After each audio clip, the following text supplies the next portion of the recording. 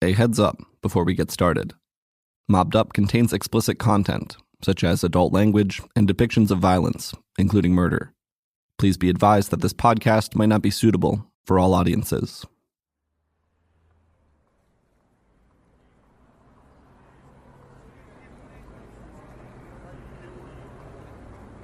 May 25th, 1978. It's an unseasonably warm Thursday evening in Kansas City, Missouri.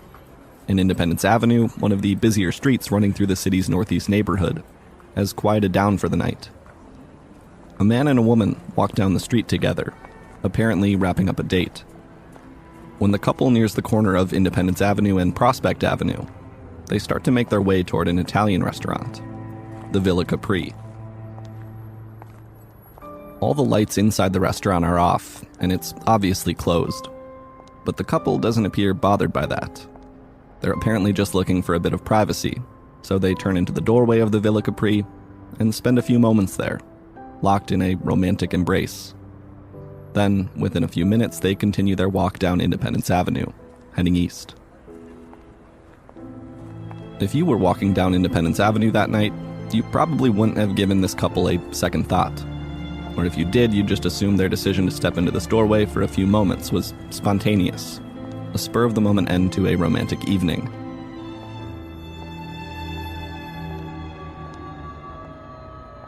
But it wasn't. Everything about this series of events had been meticulously planned.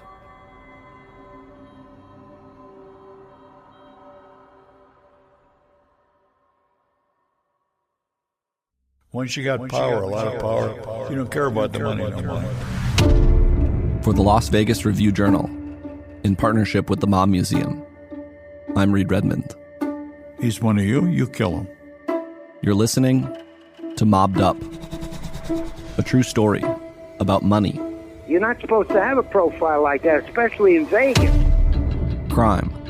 You want to be very quiet so you can steal the money. He always said, if you pull a gun on somebody, you finish it, because if you don't, it's going to come back to haunt you. And I remember saying, what's going on here? And he's saying, they're trying to kill me. And I said, who's trying to kill you? And then he shut up. And the fight for control of Las Vegas. The FBI will continue to look to the future, to use the latest and most sophisticated techniques to fight organized crime. The mob would have destroyed Las Vegas. The only question, not if, but when it would be destroyed. I was there every day with these fellas. I had no idea that there was a mob. And he once told somebody, there's bodies out there in the desert, and there's more every day. But if there is one area where the word war is appropriate, it is in the fight against crime. When you grab him, you'll bring him to the desert. You're going to know where the hole has been dug.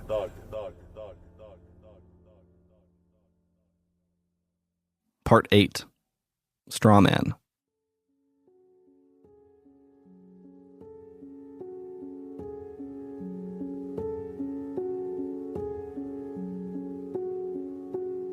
So, the man and woman who stopped in front of a restaurant in the opening scene of this episode were a pair of FBI agents, pretending to be out on a date. And they'd stopped in front of that particular restaurant, the Villa Capri, for a reason. It was a joint that was familiar to members of law enforcement like Gary Jenkins, a former intelligence detective with the Kansas City Police. The Villa Capri was like a small neighborhood bar and pizza joint. Been there for years and years. It was operated by a guy named Ross Strada who had grown up in Little Italy and Columbus Park area with the rest of these guys. He was a bookie himself, a trusted guy. And it was the kind of place if you walked in and you weren't known, everybody would just kind of stop to see who you were. I went in there a couple times myself, but if you're just going in and sit down with somebody and order a pizza and mind your own business, they quit staring at you. But it was one of those kinds of places. An FBI informant had provided information to the government that conversations related to local murders would be taking place inside the Villa Capri, and the FBI had gotten probable cause to install microphones at a back table of the restaurant. According to Bill Ousley, former supervisor of the FBI's organized crime squad in Kansas City, that's where the agents pretending to be out on a date came into the picture. The tech agents are responsible for their plan. Well, I can tell you in this case, we had a guy from Washington come out, and He's probably a genius when it comes to this kind of thing. But anyway, he and a female agent went up on the avenue and pretended to be smooching in the doorway. And while they were doing that, hugging and what have you, he picked a lock and they got in. It was that simple. With the door unlocked, other agents were able to sneak in undetected and install microphones at the back tables of the restaurant. Bill Owsley was hopeful that, as soon as the restaurant opened back up, the mics would start to pick up conversations about the recent string of local murders. It was a lot of nothing for about a week, and one day I came in to work, and the night crew had put the tape on my desk. They didn't know what it was. We had a lot of guys who were not working organized crime helping on the monitoring. And he said, I think there's something in this. You better hear it. And so I got pretty excited. I said, man, we're going to solve these damn murders. So I turned the tape on and start listening.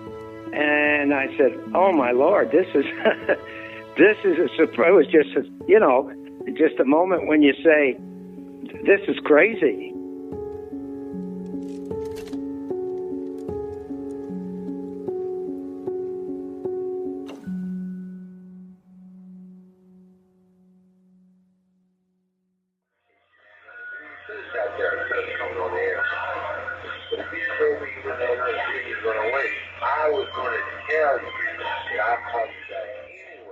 What you're hearing right now is actual audio picked up from the microphones installed inside the Villa Capri.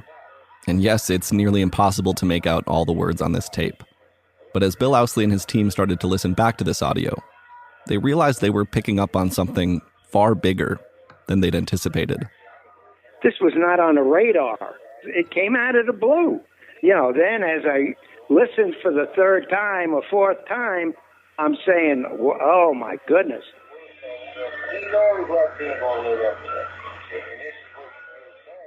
Here they are trying to hear information about local murders, and what they pick up is terms like Teamsters Union and $25 million and Genius and Lefty and the Stardust.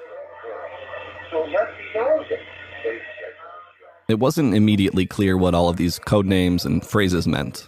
Genius and Lefty and the Stardust. Remember, these agents were trying to investigate local murders connected to the mob. Not some interstate conspiracy involving multi-million-dollar loans, frontmen, and Vegas casinos. Now, we're looking for murder. We're looking for evidence of conspiracy to murder, to bomb, extortion, the whole works. Las Vegas, the last thing on our mind. But when they sat down that night, they talked about Las Vegas. And it was obvious that this could be the break that we've been looking for, or the FBI had been looking for since, I think, Bugsy Siegel put the Flamingo together.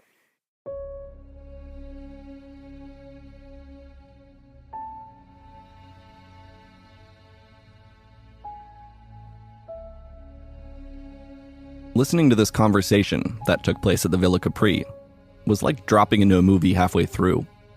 The agents knew this was a big deal, and with help from the FBI in Las Vegas, they were starting to weave together some of the threads, the names and places. But they were still missing key plot points. At that point, all we had was a coded conversation. That was it. It was wonderful. But when we sat down and ice water was put on us, we said, oh, well, Jesus, that's all we have. The two participants of the conversation were Carl Savella, who was the brother of Kansas City crime boss Nick Savella, and Carl, or Tuffy, DeLuna, who was described to me as an underboss of the Kansas City crime family. Carl DeLuna was reporting on what he was getting from Las Vegas. And at the end, they said, well, we got to get a hold of this guy. In other words, from the things that they had been discussing, they needed to guide this guy. And we need to get a hold of him. And I don't know if he said, I got to go out and get a phone or something, but it was obvious that he was in touch with somebody telephonically on a regular basis. Again, it's awfully hard to make out, but here's the part of the conversation Owsley is talking about, where DeLuna states, I don't want to call him from here. I think we ought to just get to a phone.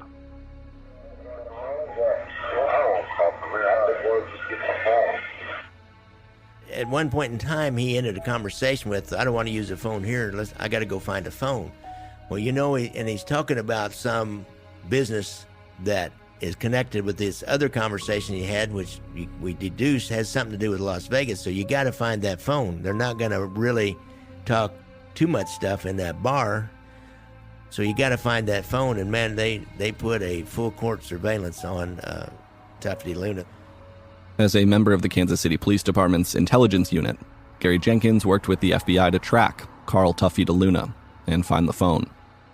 And they catch him going north on a Universal Street, and there's a hotel up in there, like about a 6-story hotel, the Breckenridge Inn. There's a little restaurant next to it, and so they catch him up at the Breckenridge Inn, and then somebody catches him up there again. They get out and walk in, and they see him back on the phone. There's a bank of 3 payphones. Like, bam, we got him, we got his secret stash of payphones. The FBI would be able to establish probable cause and set up electronic surveillance on the payphone Tuffy DeLuna was using inside this hotel, the Breckenridge Inn. From that point on, the FBI was able to listen in every time Tuffy placed a call to Las Vegas.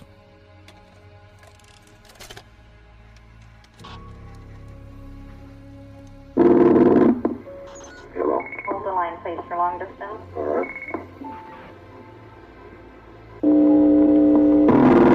Hello. Oh, see you. Yeah, you're quick. Oh, yeah. You're kind of quick, buddy. Huh? You're kind of quick, aren't you? Hello. Oh, see you. He said, buddy, my watch slow? What time you got? I'm a little early, but you told me all this extra minutes. Oh, see you. What do you say, buddy? I don't know. The hell I got mixed up to this.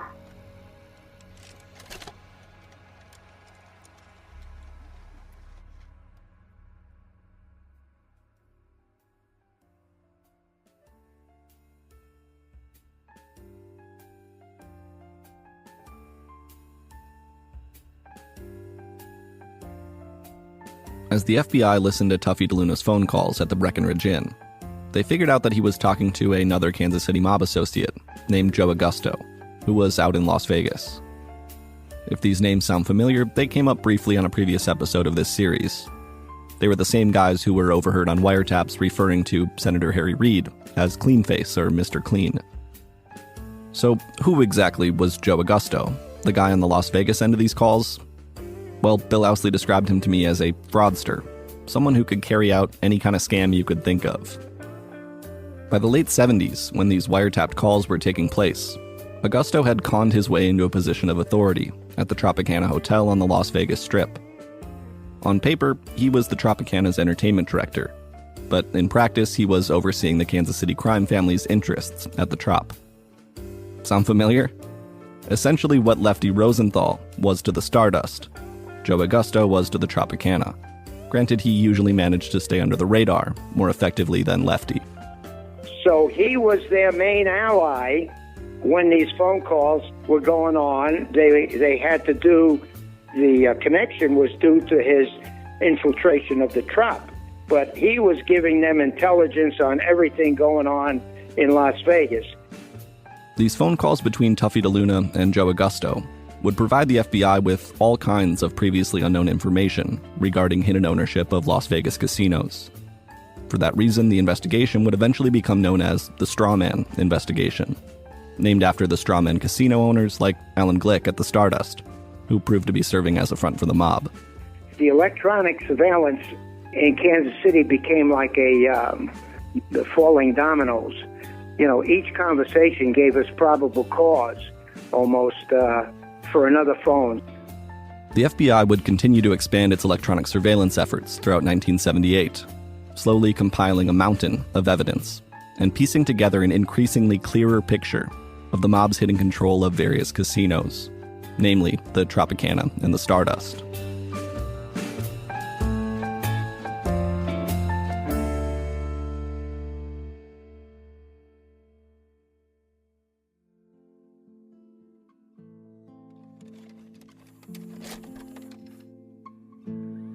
As the FBI in Kansas City continues to monitor conversations about the mob's operations in Las Vegas, one of the subjects that comes up again and again on the wiretaps is Lefty Rosenthal, Chicago's overseer at the Stardust.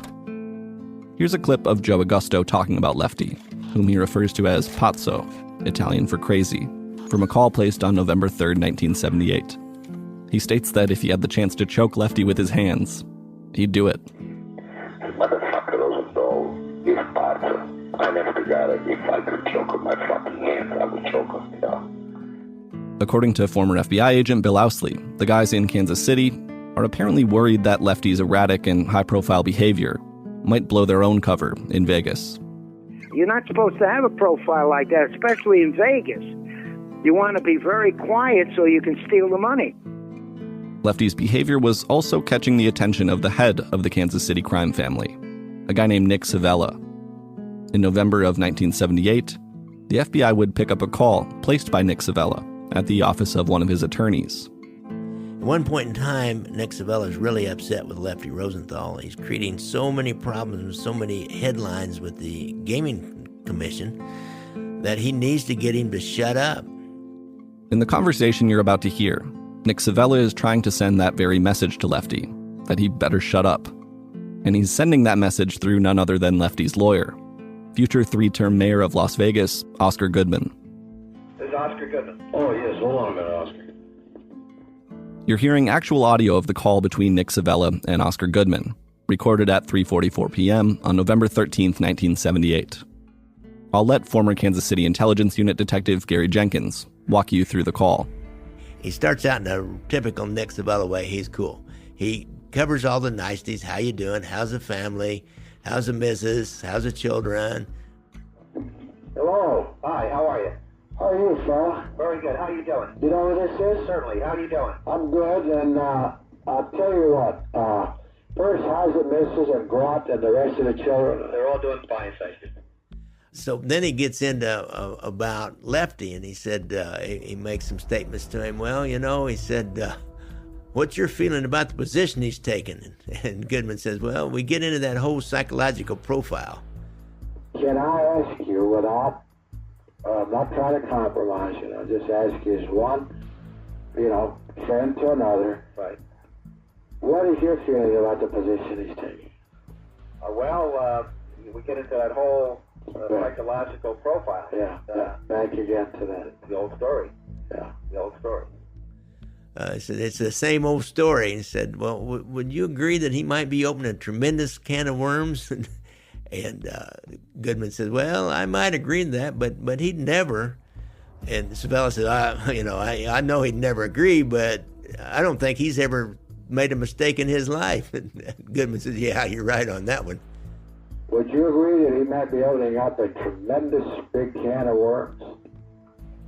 I might agree to that, but he would never agree. Well, I was not asking. I know what he'd never agree. I don't think he's ever made a mistake in his life. Right. My God, I know people like that, Right, but with the timing of certain things here and things that are happening in town, it's a shame that everything's culminating at the same time.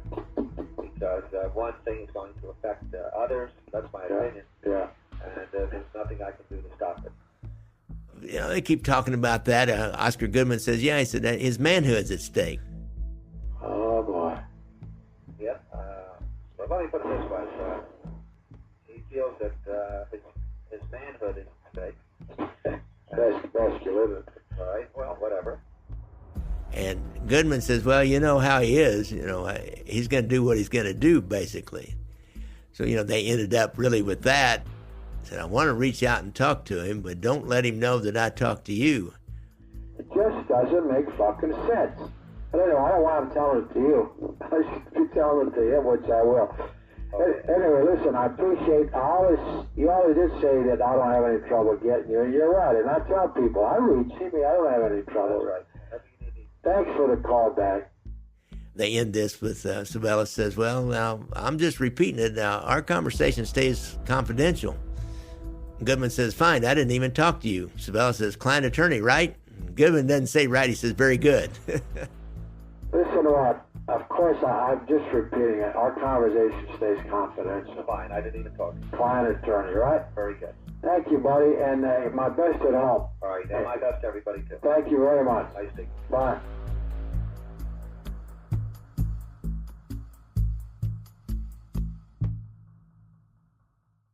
Eventually, Nick Savella managed to get in touch with Lefty directly to tell him to cool it. You gotta cool it. And Lefty acts like he's going to. Of course, he doesn't. He continues his fight with the Gaming Commission and making the headlines and all that, and until finally somebody tries to kill him in the end. A few years after all these conversations were recorded, Lefty's run in Las Vegas would come to an end following an assassination attempt. Jumping ahead to October 4th, 1982, here's longtime Nevada journalist Myram Borders in an interview with the Oral History Research Center at the UNLV Library's Special Collections and Archives. I remember I was driving home one night down Sahara, and as I was passing Marie Callender's, there was a big boom. And I looked over there, and it looked like a car had blown up. When Myram turned around to see what happened, she spotted a familiar face, someone she'd been reporting on for years, scrambling out of a burning Cadillac in a parking lot outside of a Tony Roma's restaurant. And so I pulled into the parking lot, and I certainly knew Lefty Rosenthal, and he'd jumped out of the car, and he was patting his smoking clothes, and his hair was standing straight up, but I knew that he had had a hair transplant, so I didn't know whether his hair was standing up because of the explosion or because of the transplant. And I remember saying, "What's going on here?" And he's saying, "They're trying to kill me." And I said, "Who's trying to kill you?" And then he shut up. That was the end of that. He didn't talk anymore. A law enforcement source would tell the Review-Journal that after eating dinner and walking out to his car, Lefty had started the ignition while halfway inside the vehicle. So when the explosion occurred, the driver's side door was open. The source stated, quote, "It blew him out of the car. That's probably what saved his life." The assassination attempt had failed, but Lefty did leave Las Vegas for good shortly after, moving with his family to California and then Florida. Lefty refused to say who he thought had attempted to kill him, instead opting to tell journalists, quote, "Well, it wasn't the Boy Scouts of America." To this day, we still don't know for sure who planned the assassination attempt in 1982, but what is certain is that there were plenty of people who wanted Lefty out of the picture. Of course, high-ranking members of the Kansas City crime family had been unhappy with him for years. It's also a safe bet that some of the top guys in Chicago weren't thrilled with all the attention he was drawing either. Another common theory is that Tony Spilatro, the outfit's enforcer in Vegas, had something to do with it. In 1980, I broke a story of a rift between Spilatro and Frank Rosenthal. Review-Journal reporter Jeff Gehrman, who was writing for the Las Vegas Sun at the time. Turned out Tony Spilatro had an affair with Frank Rosenthal's wife, Jerry, a former dancer and who was pretty well known in her own right. This affair became public in September of 1980, after Lefty and his wife Jerry had a screaming match in front of their home in the Las Vegas Country Club, a scene that would be central to Martin Scorsese's film Casino, based on the book by Nick Pileggi. But this rift between Rosenthal and Spilatro was not good for both men because it created problems for them with the bosses in Chicago. On top of everything else you've heard about him, the mob may have had yet another reason to want Lefty out of the picture. Here's former RJ reporter and columnist Jane Ann Morrison. I was the first one to report that Rosenthal had become a cooperating witness with the government.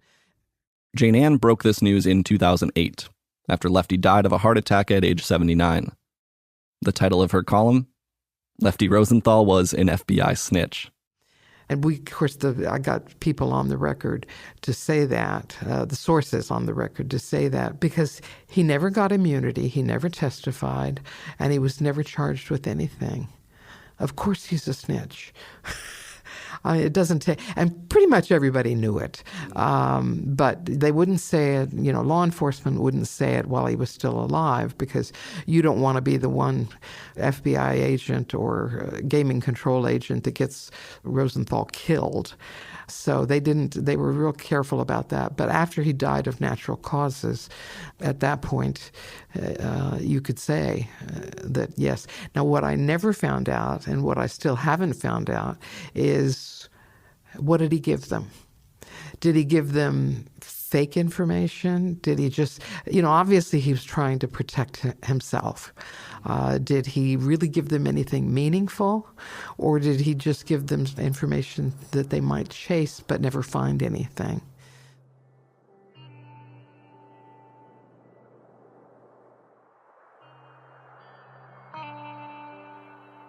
Getting back to the fall of 1978, 4 years before Lefty's car bombing, the FBI in Kansas City was learning more and more about hidden ownership of Las Vegas casinos. Through its Strawman investigation, the Bureau had taped thousands of hours of conversations between reputed mobsters in Kansas City and associates in Las Vegas. On one of these wiretaps, in November of 1978, the FBI learned that Kansas City mob boss Nick Savella was planning a meeting with all of the top players connected to the Kansas City family.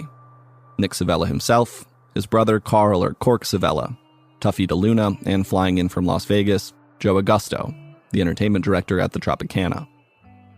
Also on the guest list for this meeting was someone who hadn't been on the FBI's radar, an executive at the Tropicana named Carl Thomas, who for a long time was thought to be a legitimate businessman.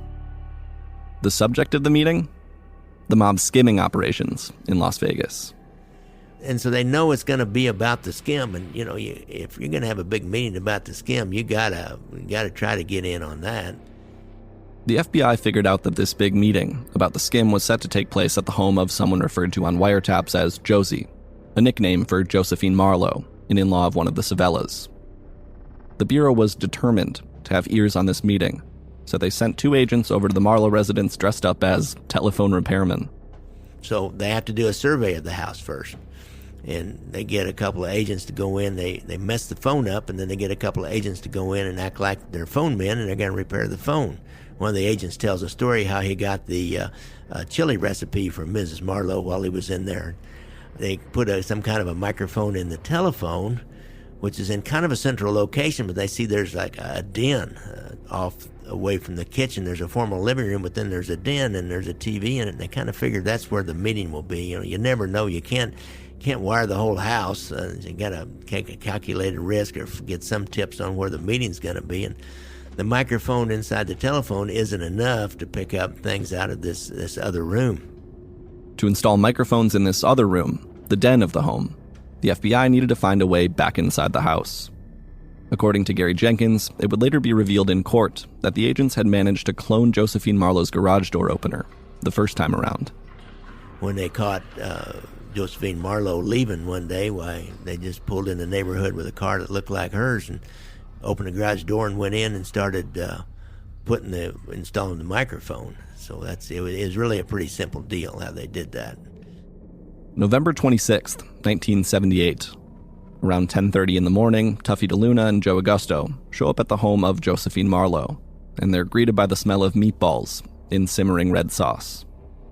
Nick Savella is already waiting for them, and he's quick to point out that they're running late. Hello, Joe. How are you? We think I just ran into while we're this late. We got what? I figured I just think I better get you a wash. No, we was there at 10:15. Get on the phone. I ran the right. Nick's brother Carl Savella, who goes by the nickname Cork, apparently has to leave for a bit, and in a moment that seems too on the nose for even the corniest of mom movies. He tries to make Joe Augusto more comfortable by fixing him a plate of meatballs on his way out.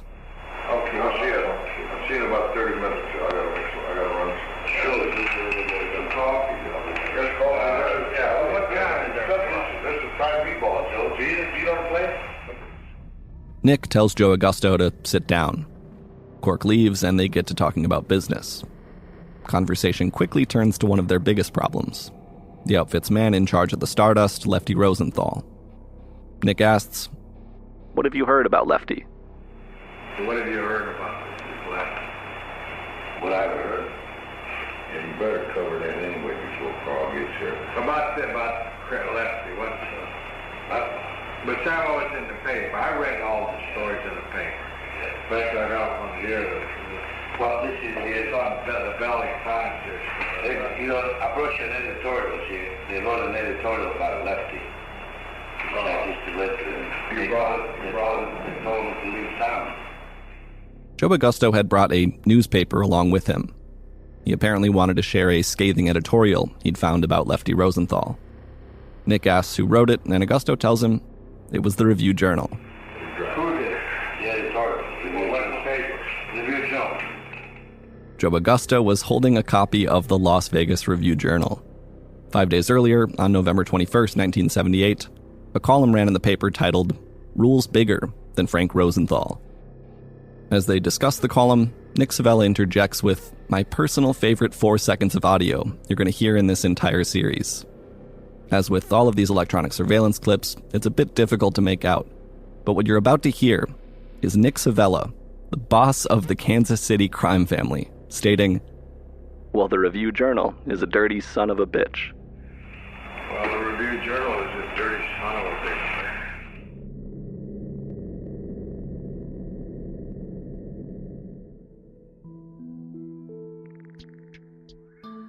Later on, during the Marlowe meeting, as it would become known, Carl Thomas shows up and provides an overview of skimming operations at the Tropicana and the Stardust. By this point, the mob had developed a wide variety of skimming methods. According to a later report from the President's Commission on Organized Crime, a report that was no doubt informed by the recordings of the Marlowe meeting, investigators would encounter the following methods of skimming in Las Vegas casinos. The easiest way to do it was to take some cash out of drop boxes on casino floors before the total could be counted. Another common method involved underweighing slot machine proceeds. Because casinos dealt with such a large volume of coins, they would weigh them in batches on electronic scales to count them. But you could alter the coin scales, for example, so that 110 silver dollars would read as only 100 silver dollars, leaving you with a 10% skim. A third skimming method involved falsifying fill slips, which casinos used to track when they replenished the supply of chips on table games. A similar scheme involved falsifying credit slips, which are used to track the removal of chips from table games. Yet another method was to falsify casino expenses in exchange for a loan kickback. And one of the more entertaining methods of skimming, at least in my opinion, is what law enforcement would refer to as a dumping game, where someone who's in on the scheme poses as a card player, and the dealer dumps the game to that player by giving them favorable odds or just paying them out whether they're winning or losing. The list goes on, and to the delight of the FBI agents listening in, Carl Thomas ran through a history of all these different methods at the Marlowe meeting.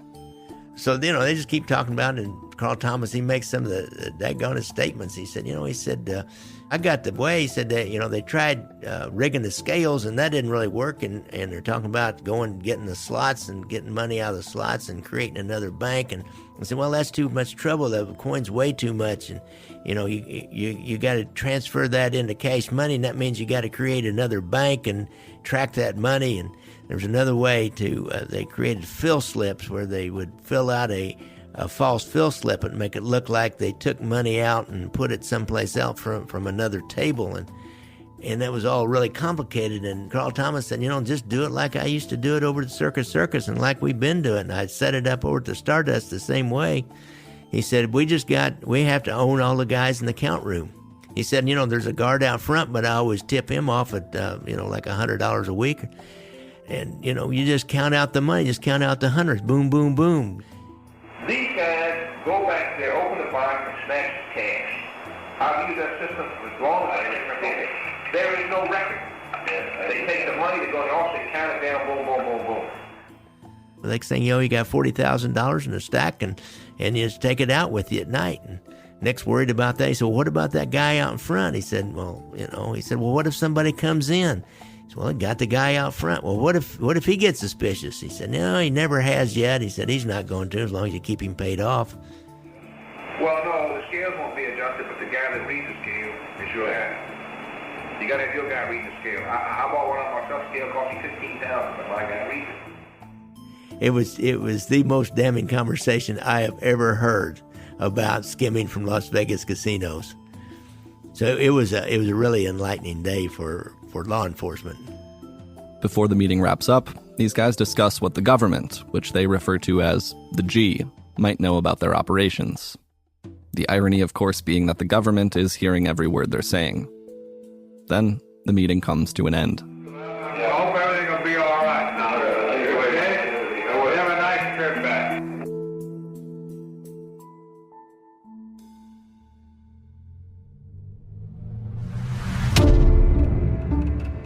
On part 9 of Mobbed Up, the federal government finds an unlikely ally. I have never in my life put a witness on the witness stand without knowing what they're going to say. But I did. This has been part 8 of Mobbed Up, a production of the Las Vegas Review Journal in partnership with the Mob Museum. Mobbed Up is reported and produced by me, Reed Redmond. As always, you can reach me on Twitter, @RedRedmond, or by email at rredmond@reviewjournal.com. Our sound designer and audio editor for this series is Jonathan McMichael, who also composed the theme song you're hearing right now. Other sound effects and music used in this episode are from Motion Array and Stephen Arnold Music. Additional audio clips used in this episode come from the Oral History Research Center at the UNLV Library Special Collections and Archives. Thanks to Gary Jenkins, host of the organized crime podcast Gangland Wire, for providing access to the electronic surveillance records you've heard on this episode. Thanks also to everyone who shared their insights and stories on this episode: Gary Jenkins, Bill Ousley, Jeff Gehrman, and Jane Ann Morrison. You can learn more about the Mob Museum by heading over to themobmuseum.org. You can learn more about Mobbed Up and check out some of the Review Journal's other podcasts by visiting reviewjournal.com/podcasts. We'll be back at it next week. Thanks to you, as always, for tuning in.